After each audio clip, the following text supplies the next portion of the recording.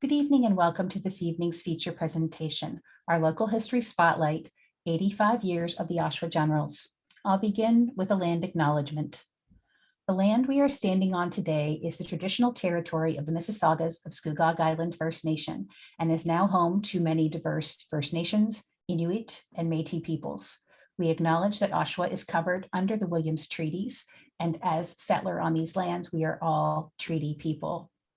May we respectfully honor the knowledge and understanding of the Indigenous stewards of these ancestral lands and ensure that the voices of the First Peoples are represented in our collections, programs, and services.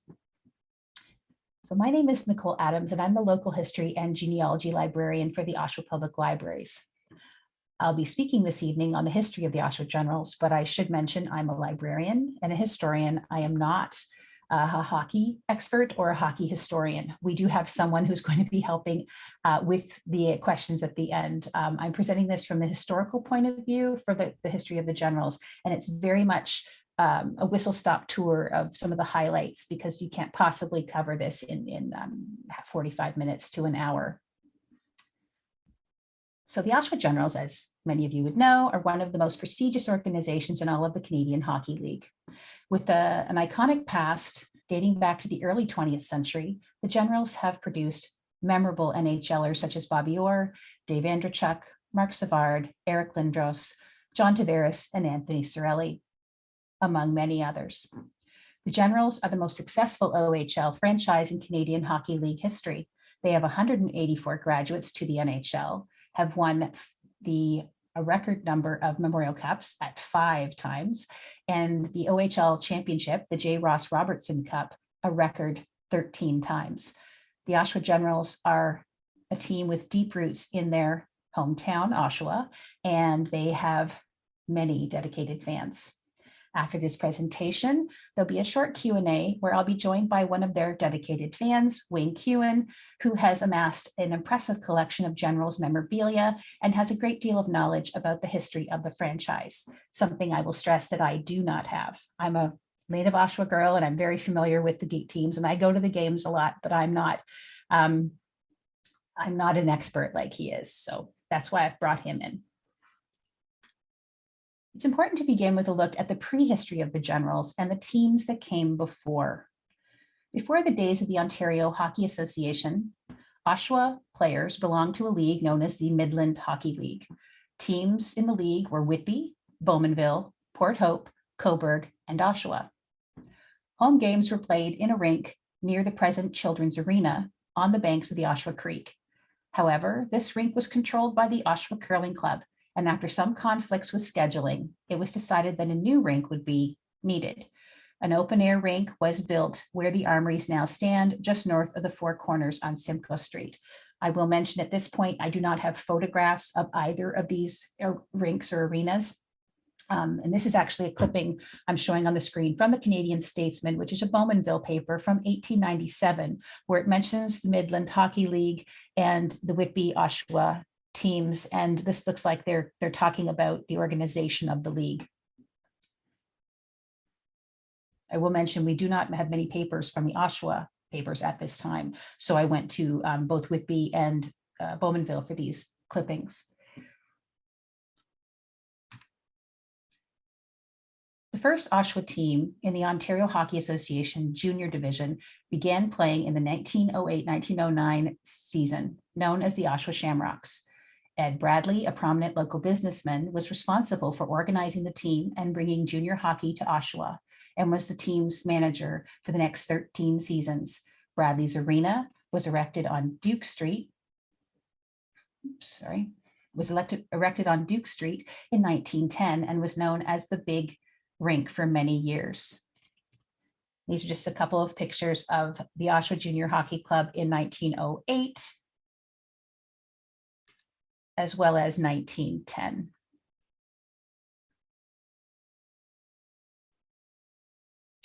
This particular clipping was taken from the Robert McLaughlin Gallery's photograph collection. There was a donation that they received, and the clipping down below references that this is a picture from 1910 and talks about everyone who's in the photograph. If you're interested, I can give you the link to that or you can look it up in the Boakley collection, which it is available online, which is where I found this. Bradley Arena was erected on Duke Street, as I mentioned, in 1910. And you can see here, it's called the Bradley Brothers Skating Rink. And I've shown a clipping on the right for Richmond Street West, which was formerly Duke Street. And we can see down at the bottom, it says just past Church Street. It actually shows the Bradley Arena at 72 to 80 Richmond Street West. So this is how I sometimes locate documents in the historical record, is to look at the old directories to pinpoint exactly where that arena would have been. Now, sadly, in June 1928, Bradley's arena burnt to the ground. It was a wooden structure, and the team relocated to Whitby until a new arena could be built. This is a disastrous fire from the Oshawa Daily Times. In June of 1928, $75,000 of damage, and a number of neighboring homes as well, and businesses were damaged in this fire. So Oshawa was without an arena for a little more than a year before the Hambley brothers, along with R.S. McLaughlin, Paul Clark, and the Ontario Hockey Association, erected a new and much needed state-of-the-art arena. Work on the building began in October 1929 and was completed in January of 1930. The grand opening of the arena, located at 140 King Street West, was on January 9th, 1930. Tickets to the event were sold out, and this is an official opening program for that event at the new arena. The arena had seating for 3,750, with additional space for 1,250 in the standing room area. It was, at the time, the largest arena in Canada. Although the size of the arena was quite impressive, it was the unique roof that really made the building different. The specially designed roof allowed all spectators an unobstructed view of the ice surface, with no pillars or posts in the way. The OHA dynasty, 1937 to 1944. In 1937, the Oshawa Generals were born, named after their sponsor, General Motors of Canada. They were also known as early on as the GM Men, or in some of the earlier photographs. Led by manager Matt Layden, the Generals captured 7 consecutive OHA championships and won 3 Memorial Cups during the time span of 37 to 44. During their OHA dynasty, the Generals gained a reputation for keeping their players well looked after. Players received excellent treatment on and off the ice and also around the city. They received privileges from local businesses, and sponsors would provide full scholarships for players to attend school. General Motors began sponsoring the Oshawa Junior Hockey Club in 1937-38 and initiated an association which would bring 7 consecutive OHA championships beginning in 1938. Of particular importance, the 1938, 39, and the 1939-40 teams became the elite of junior hockey by also bringing to Oshawa their first prized Memorial Cups. In both these Memorial Cup years, Oshawa welcomed the champions home with exuberant crowds and gala celebrations, and they became the pride of Oshawa. They were the first Canadian junior team to become back-to-back champions and were considered one of the greatest teams of the past century. The following year, Red Tilson began playing for the Oshawa Generals. This is a program from 1941. He played with the 2 seasons with the Oshawa Generals from 1941 to 43. In his last season with the team, Tilson led the league in points and led the team to the Cup finals, where they lost. He had a promising professional hockey career ahead of him, but instead he decided to enlist in military training during World War II, where he was killed in battle. His number 9 was retired on November 12, 2006, the first ever number to be retired by the Generals organization. His name is now immortalized on the Red Tilson Trophy, which is awarded to the OHL's most valuable player each year. The 1944 Generals were another special team and once again finished first in the OHA with a record of 23-3-0. Entering the playoffs, the Generals once again got off to a fast start and dominated their opposition. They ended up going to the OHA final to battle for the J. Ross Robertson Cup against the Toronto St. Michael's Majors. The Gens played a faster, more offensive game and ended up beating the Majors easily, 4-1.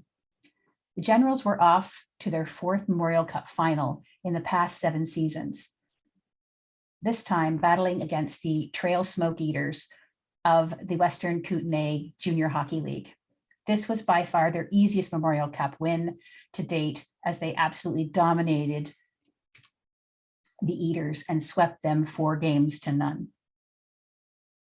It ended up being the end of a dynasty for the Gens, however, but it was a truly special time for the organization. They had just completed a run of dominance never before seen in the OHA. Sadly, in September 1953, great tragedy struck in Oshawa when Hambley's Arena burned down. The city and the team lost what had become greatly endeared to them, their memories, their arena, and their OHA team. It should be mentioned too during this fire that all of the equipment for the Oshawa Generals and a lot of the other junior teams, the Oshawa Skating Club, were lost in the fire. Following the fire, the team was disbanded and went on a 9-year hiatus. During the 9 years, some players, along with coach and manager Ren Blair, formed the Oshawa Truckmen for the 1953-1954 season and played out of Bowmanville. In 1954, the Oshawa Truckmen relocated to Whitby and were temporarily named the Whitby Seniors. The team played out of the Whitby Community Arena that you see pictured here and was soon sponsored by the Dunlop Rubber Company. The newly named Whitby Dunlops started their first year as a senior B team.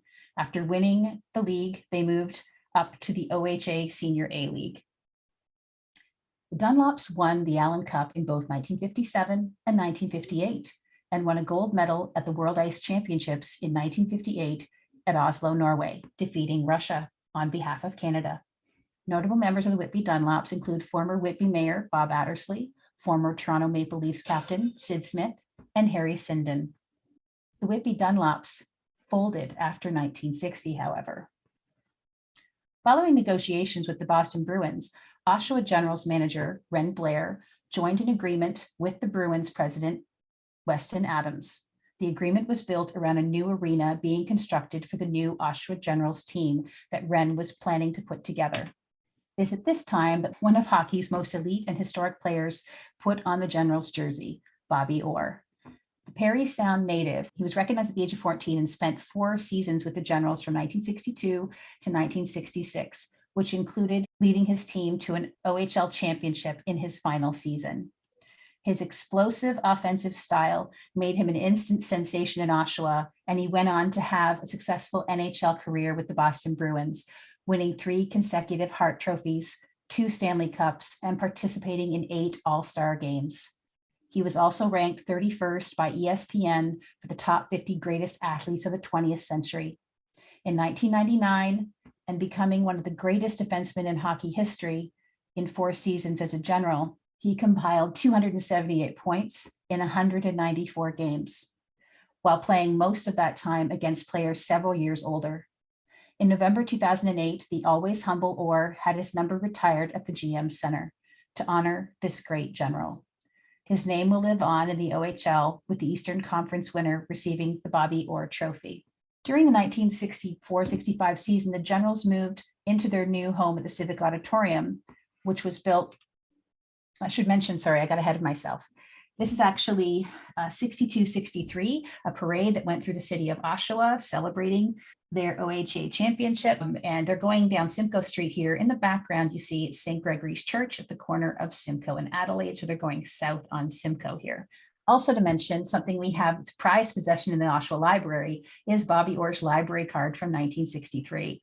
At the time, he was going to the McLaughlin High School. He was living on the 263 Nassau Street, and it has his signature on here as well. So this was a library card that he got when he was living in Oshawa and boarding, well, with the Oshawa Generals in September 1963. During the 64-65 season, the Generals moved into their new home at the Civic Auditorium, which was built on fundraising by citizens, including GM employee donations from their pay each week, deductions. The arena has a capacity of 4,025, including standing room. With a shiny new arena, the team's fortunes looked to be picking up, but they had some dismal seasons through the late 1960s and 1970s.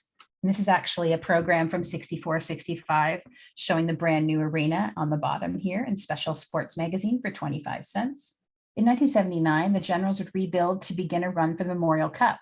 The Generals hired coach Paul Terrio, who would lead the team to 9 consecutive winning seasons, including 2 Memorial Cup appearances. And I'm sorry, I don't have pictures for these next 2 comments here.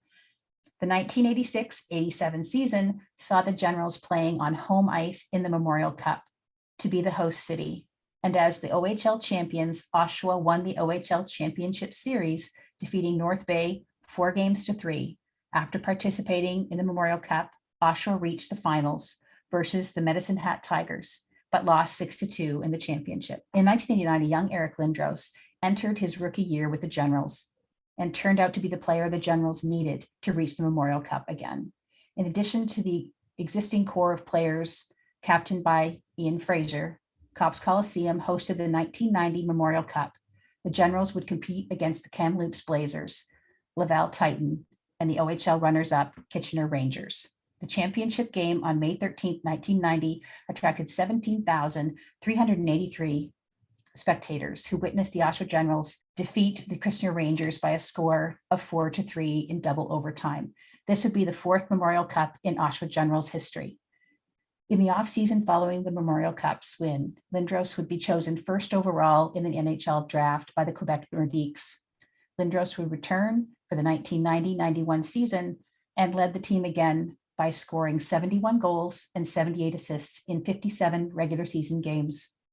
Eric Lindros' number was retired in March of 2008 to recognize his impressive junior career and time with the Generals. In 2004, John Davies purchased the team from the previous owner, John Humphreys. This marked the beginning of a new era for the team, as the Humphreys family had owned the team since the resurrection of it in 1962. In 2005, the Oshawa Generals drafted a 14-year-old named John Tavares first overall in the OHL priority selection. He was granted exceptional player status by the OHL, allowing him to be drafted 1 year earlier than normal. The Generals worked to build another championship team centered around Tavares. The new ownership also brought an end to the Generals era at the Civic Auditorium. Led by Oshawa Mayor John Gray, the Generals were able to call a new arena in downtown Oshawa their home. The team moved into the General Motors Center on November 1st, 2006, and played the inaugural game on November 3rd of that year against the Owen Sound Attack. For the first time since 1997, the Oshawa Generals made it back to the Memorial Cup in 2015. By winning all of their round-robin games, the Generals clinched a spot in the 2015 Memorial Cup final. With a 2-1 OT win over the Kelowna Rockets, the Generals were the 2015 MasterCard Memorial Cup champions. Anthony Cirelli, who made the team out of training camp as a free agent, was the hero of the game, scoring the game-winning goal less than 2 minutes into extra time. The win marks the 5th time the franchise has captured the trophy, making the Generals the team with the most Memorial Cup wins of all current and active CHL teams. With 5 Memorial Cup championships, 13 OHL championships, and a long list of NHL graduates and stars, the Oshawa Generals are one of hockey's oldest and most prominent clubs. The saying, once a general, always a general, is true and goes for every player who has ever been a part of the franchise. Now, that was a very brief tour of the history of the Generals. There are many things we could focus on, different eras, but I wanted to give about a half an hour view of that and give time for questions and other sharing that we can do. I wanted to mention the sources of some of this information and places you can go if you want to read more. The information I presented here is taken from a variety of sources, including 2 volumes of the book, A History of the Oshawa Generals, written by Babe Brown. These books are available at the Oshawa Library, and I'm sure some of you might even have a copy of your own. I also looked at the Thomas Boakley collection of historic photographs at the Robert McLaughlin Gallery, which I mentioned earlier.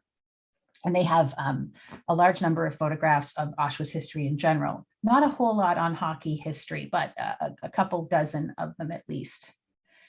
And I also been in consultation with the Oshawa Sports Hall of Fame, which is located in the Tribute Community Center, which is where the Oshawa Generals play. It's on this the second floor. And you should visit there if you have time and would like to see more memorabilia, because they have an excellent collection. And also, finally, the personal collection of Wayne Kewen, who's going to join us now for a brief Q&A. So I'll have Wayne turn on his camera and microphone, please. If there's any questions anyone has, you can put them in the chat. I'll start off with a few questions for Wayne, and then just generally chatting about hockey history in Oshawa.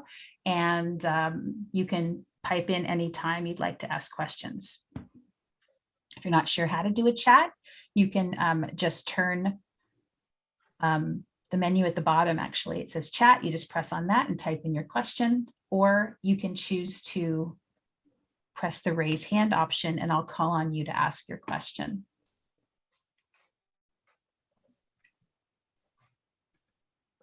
Okay. So just a bit of background, because I work at the local history room at the Oshawa Library, we have a number of regulars who come in to use our collection. Number one being our newspapers on microfilm collection. And no one comes in more often, I think, than Wayne. He's always doing research into the history of the Generals, looking up clippings from, I believe he's working his way through the late 60s right now. And I wanted to ask you, Wayne, what got you started in this and how long have you been collecting Generals history and memorabilia? I've been collecting since they came back in '62. And it's got a little more serious about the last 20 years. Mm-hmm. And how much, I know you have, Wayne brought in a number of binders for me to look at, that he's been compiling binders on each year of the Generals, printing off stats, photos of team players, programs, clippings from every paper he can find. How many binders do you have currently, Wayne? Well, I'd have, let's see, the most I got in one is 3. So I got every year covered from 37, 38. And I have on individual players, I've got sheets on over 1,300 individual players that have played at least one game for the Generals. Oh my goodness. So there, I don't know, 40, 50 binders. And you mentioned to me recently that you're running out of space, and I think you said you're moving. So yes, yeah. So it's all. I can't show any examples because they're all packaged in a way. So. Mm-hmm. Mm-hmm. I know that whenever someone asks me a General's question, I immediately think of asking Wayne, because he will immediately know. Recently, someone contacted me and had contacted, I think had spoken to Wayne as well, about a particular year in General's history that they're missing. They wanted to list all the team captains. I think, was that the question, Wayne? It's like they wanted the team captains for the 40s. From day one, and they're still missing a couple of years during the war. Mm-hmm. They're having a hard time figuring them out. Yeah, and I think the challenge is looking at the clippings, you know, because you're going back through the papers. We're missing a lot of papers from before about 1945. So yeah, that's part of the problem. Not all of it, but part of it. They didn't wear C's back in the 40s. So if you see a photo, it's hard to tell. You have to actually see a write-up or a mention that it was a captain. Well, I felt that I didn't know the answer, and I thought I'd ask you, and you're like, yeah, they already asked me. I didn't know. Yeah. So sometimes there's gaps in history, and it's kind of hard to piece it all together. And I love nothing more than the hunt of pulling things together, whether it's a topic I know a lot about, or one I don't know much about, which is, of course, hockey. I'm a Canadian girl. I grew up with hockey, but I've been to many Generals games. I currently have season tickets in my family, so we go quite a bit. But I know that you've been a season ticket holder how long now? I got my first season ticket in 65, but the previous year and a half, I didn't miss a game. I saw every game as well. So I started going regularly in, I think, December of 63. Mm-hmm. And I've had tickets from 65 on. So you would have seen them that first couple of games would have been not in the new arena then. The 60. First season was all in Toronto, or when they played Whitby, and they played I think they played one in Bowmanville or two that year. And next year it was out of Bowmanville, and then they started the year in Bowmanville in '64 until the rink opened on the 15th of December, first game. Oh wow. I know there's I know there is there a particular, because you've been watching it all this time, was there a particular season or year that sticks out for you as your favorite when you were watching them? There are some Memorial Cup years probably, but you know, one that sticks in your mind. The Orr years were great, and then the '83 team that lost in Portland was a pretty good hockey team too. And my parents had two players living at their house that year. And then the '87 team had a lot of local kids. The '90 team had a lot of local kids. And then I was a billet on the 2015 team and was in Quebec City. So it was a pretty good run there.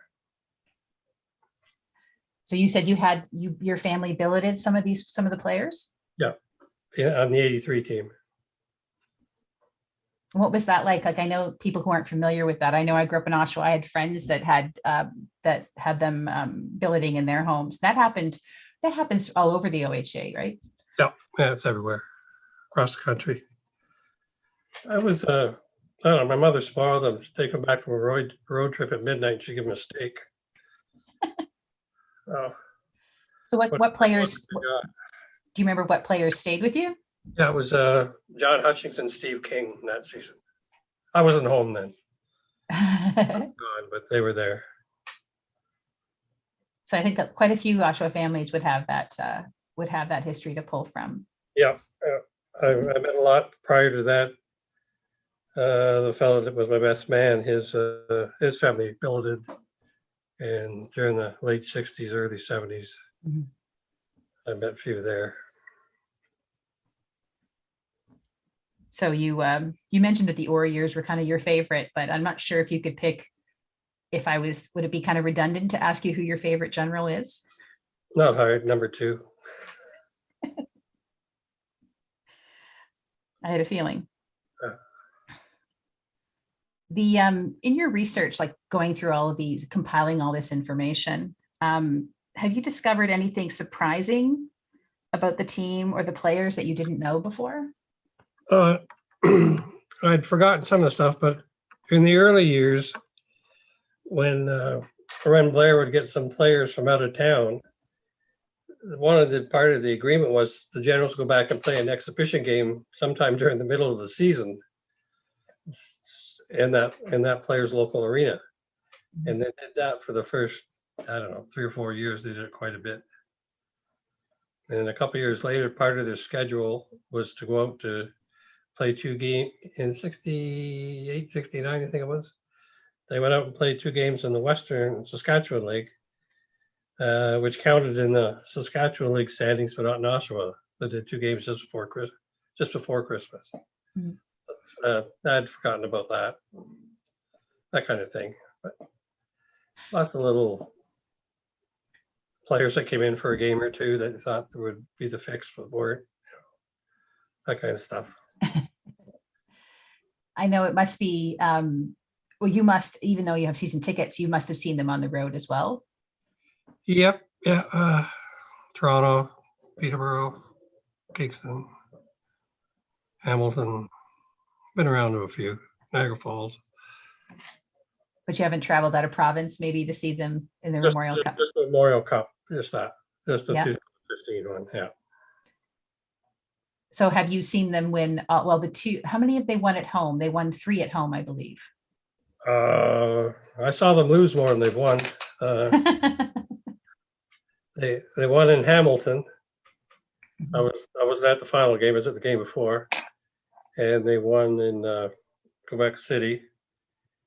And I saw them lose at Maple Leaf Gardens, lose at Oshawa, and then they lost in Hull in '97. I think that covers it. And then the 2015 winning in Oshawa. No, well, that was in Quebec. I was actually, were you right? I actually saw their qualifying game. I'm thinking I was there, but I wasn't. We had to watch that one. Yeah, they beat Erie here for the championship. That's right. That's what I'm thinking of. I often come across people who aren't really that interested. They say they're not interested in sport. And honestly, the history of sports is the history of a community. And I don't know if this must be the same for all sorts of teams all over the country, but the team really pulls together and is really proud of all the hockey teams that they've had. And I think even early on, like, they or the almost like feeder teams into this, like there's the different junior teams that would feed into this. Like, I don't know the terminology for it, but they well, the junior B teams usually. The junior B teams, yeah. And even I think Oshawa was really well known for its church league as well. Was that older men? Way back, Dick Clapper, who was a great Bruin, played in the church league here in Oshawa in the 20s or early 30s, something like that. But there's still a church league hockey league, which still going. I don't know if it was the same one back then or not. Yeah, I read a lot about that. I wasn't going to touch on that in this presentation. I was focusing mainly on the Generals and what led to them. But all these players come from somewhere, and some of the local people who would have played on the Generals, because a lot of them came from out of town, of course, like we talked about billeting, but those that were local would have played possibly on the junior teams. On the 38, 39, 39, 40 teams, they had local guys that won the Memorial Cup. 44 team, they had a couple of local guys as well. The 90 team had, I don't know, 7 or 8 local kids. And I don't think there was a Whitby kid on the 2015 team, but I don't think there's any Oshawa boys. Mm-hmm. I'm blank here for a minute. Well, come on, there's so many things that you've collected. I'm sure it's hard to keep it all straight. He's got to look at his reference books to figure it out. Yeah. Yeah. Doesn't look like it. Just Matt Mistley was from Whitby. Mm-hmm. And yeah, he was the only sort of local kid. Yeah. But that's the kind of thing that, when they bond together as a team, it doesn't really matter where they're from, right? They're representing Oshawa. Yep. And the 15 teams already had one reunion golf tournament 2 summers ago, and they plan on having more. That'd be amazing. And I've nominated them for the Oshawa Sports Hall of Fame. Mm-hmm. And they're going to get in. They just don't want to do it too soon. They want to wait till they're older and enjoy it. Exactly, right. That's still recent history, right? So yeah, it's still fairly new. So all the other teams, the previous 4 teams that have won, have been inducted? Yes. Mm-hmm. For the 40s, the 90 team, and this will be the 5th one. Yeah. Mm-hmm. I even read something about, I forget what year it was, where they were competing. I think it was before they joined the OHA. Maybe not. I'm trying to remember. There was one where they were, there was a conflict where their title was taken away from them. I think it might have been for the, with Kitchener. There was something about one of their players was over age, and they had won against Kitchener, but then it was taken away from them on a technicality like that. Could have been. There used to be some odd rulings back, way back. And they'd play a game and then they'd have to replay it because Well, and this is the thing, I guess Oshawa refused to play because the man who was overage didn't play in that winning game. But I guess they ruled that, no, you have to replay the game, and they refused. So they gave up the title. Yeah. Well, I'm not sure, but there are weird things that have happened. Yeah. Well, whenever competition comes into it, right?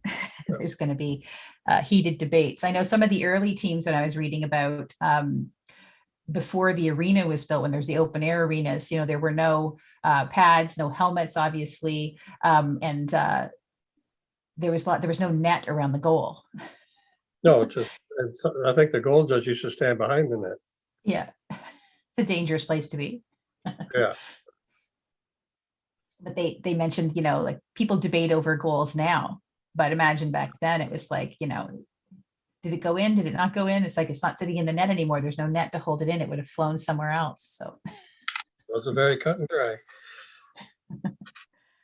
and no instant replay. No, definitely not. I think I don't know if anyone else has any questions they'd like to ask. I don't see any questions coming into the chat. If anyone has anything they'd like to ask, you can choose to turn on your camera if you don't want to type it out, or maybe we've covered a number of questions that you have. I've put my contact information up there on the screen. If you had any questions or been able to maybe add to some of the history that we've mentioned here, or want to share some of your general stories, I'd love to hear them. And Wayne's in the library every week, so I can share whatever people talk to me about with him. He's like he's my hockey liaison at the library.